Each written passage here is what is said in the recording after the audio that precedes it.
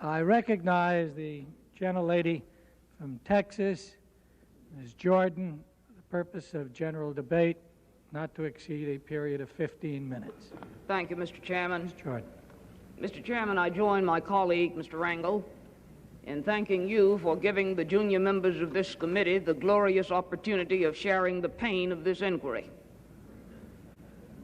Mr. Chairman, you are a strong man, and it has not been easy, but we have tried as best we can to give you as much assistance as possible. Earlier today, we heard the beginning of the preamble to the Constitution of the United States. We the people. It's a very eloquent beginning. But when that document was completed on the 17th of September in 1787, I was not included in that we the people. I felt somehow for many years that George Washington and Alexander Hamilton just left me out by mistake. But through the process of amendment, interpretation, and court decision, I have finally been included in we the people.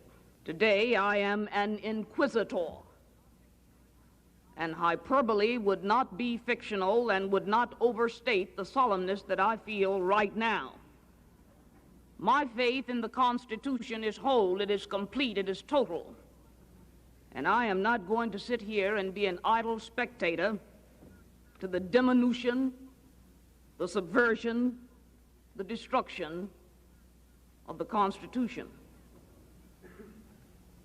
Who can so properly be the inquisitors for the nation as the representatives of the nation themselves? The subjects of its jurisdiction are those offenses which proceed from the misconduct of public men, and that's what we're talking about. In other words, from the abuse or violation of some public trust. It is wrong, I suggest, it is a misreading of the Constitution for any member here to assert that for a member to vote for an article of impeachment means that that member must be convinced that the president should be removed from office. The Constitution doesn't say that. The powers relating to impeachment are an essential check in the hands of the body, the legislature, against and upon the encroachments of the executive. The division between the two branches of the legislature, the House and the Senate, assigning to the one the right to accuse and to the other the right to judge. The framers of this Constitution were very astute. They did not make the accusers and the judges the same person. We know the nature of impeachment. We've been talking about it a while now. It is chiefly designed for the president and his high ministers to somehow be called into account. It is designed to bridle the executive if he engages in excesses. It is designed as a method of national inquest into the conduct of public men. The framers confided in the Congress the power, if need be, to remove the president in order to strike a delicate balance between a president swollen with power and grown tyrannical and preservation of the independence of the executive. The nature of impeachment, a narrowly channeled exception to the separation of powers maxim. The Federal Convention of 1787 said that. It limited impeachment to high crimes and misdemeanors and discounted and opposed the term maladministration.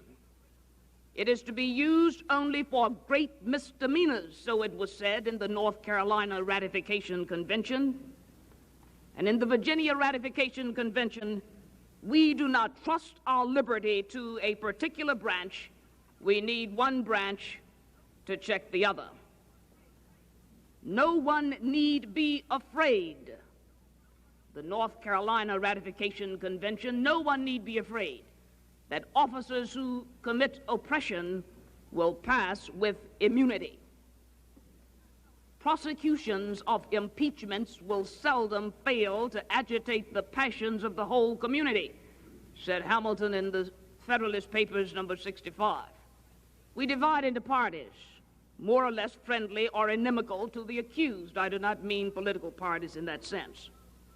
The drawing of political lines goes to the motivation behind impeachment. But impeachment must proceed within the confines of the constitutional term high crime and misdemeanors. Of the impeachment process, it was Woodrow Wilson who said that nothing short of the grossest offenses against the plain law of the land will suffice to give them speed and effectiveness.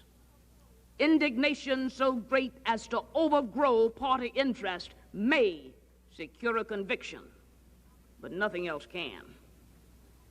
Common sense would be revolted if we engaged upon this process for petty reasons. Congress has a lot to do. Appropriations, tax reform, health insurance, campaign finance reform, housing, environmental protection, energy sufficiency, mass transportation. Pettiness cannot be allowed to stand in the face of such overwhelming problems. So today we're not being petty. We're trying to be big because the task we have before us is a big one. This morning, in a discussion of the evidence, we are told that the evidence which purports to support the allegations of misuse of the CIA by the president is thin. We're told that that evidence is insufficient. What that recital of the evidence this morning did not include is what the president did know on June the 23rd, 1972. The president did know that it was Republican money, that it was money from the Committee for the Re-election of the President, which was found in the possession of one of the burglars arrested on June the 17th. What the president did know on the 23rd of June was the prior activities of E. Howard Hunt, which included his participation in the break-in of Daniel Ellsberg, psychiatrist, which included Howard Hunt's participation in the Dita Beard ITT affair, which included Howard Hunt's fabrication of cables designed to discredit the Kennedy administration. We were further cautioned today that perhaps these proceedings ought to be delayed because certainly there would be new evidence forthcoming from the President of the United States.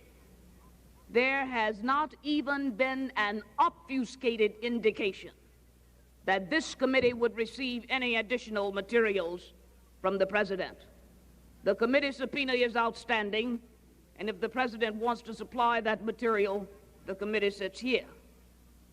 The fact is that on yesterday, the American people waited with great anxiety for 8 hours, not knowing whether their president would obey an order of the Supreme Court of the United States. At this point, I would like to juxtapose a few of the impeachment criteria with some of the actions the president has engaged in. Impeachment criteria. James Madison, from the Virginia Ratification Convention. If the president be connected in any suspicious manner with any person and there be grounds to believe that he will shelter him, he may be impeached. We have heard time and time again that the evidence reflects the payment to defendants, money. The president had knowledge that these funds were being paid, and these were funds collected for the 1972 presidential campaign. We know that the president met with Mr. Henry Peterson 27 times to discuss matters related to Watergate, and immediately thereafter met with the very persons who were implicated in the information Mr. Peterson was receiving. The words are, if the president is connected in any suspicious manner with any person and there be grounds to believe that he will shelter that person, he may be impeached. Just a story. Impeachment is intended for occasional and extraordinary cases where a superior power acting for the whole people, is put into operation to protect their rights and rescue their liberties from violations. We know about the Houston plan. We know about the break-in of the psychiatrist's office. We know that there was absolute, complete direction on September 3rd, indicated that a surreptitious entry had been made in Dr. Fielding's office after having met with Mr. Ehrlichman and Mr. Young. Protect their rights, rescue their liberties from violation. The Carolina Ratification Convention impeachment criteria: those are impeachable who behave amiss or betray their public trust. Beginning shortly after the Watergate break-in and continuing to the present time, the President has engaged in a series of public statements and actions designed to thwart the lawful investigation by government prosecutors. Moreover, the President has made public announcements and assertions bearing on the Watergate case, which the evidence will show he knew to be false. These assertions, false assertions, impeachable those who misbehave, those who behave amiss or betray the public trust. James Madison again at the Constitutional Convention: a president is impeachable if he attempts to subvert the Constitution. The Constitution charges the president with the task of taking care that the laws be faithfully executed, and yet the president has counseled his aides to commit perjury, willfully disregard the secrecy of grand jury proceedings, conceal surreptitious entry, attempt to compromise a federal judge, while publicly displaying its cooperation with the processes of criminal justice. A president is impeachable if he attempts to subvert the Constitution. If the impeachment provision in the Constitution of the United States will not reach the offenses charged here, then perhaps that 18th century Constitution should be abandoned to a 20th century paper shredder. Has the president committed offenses and planned and directed and acquiesced in a course of conduct which the Constitution will not tolerate? That's the question. We know that. We know the question.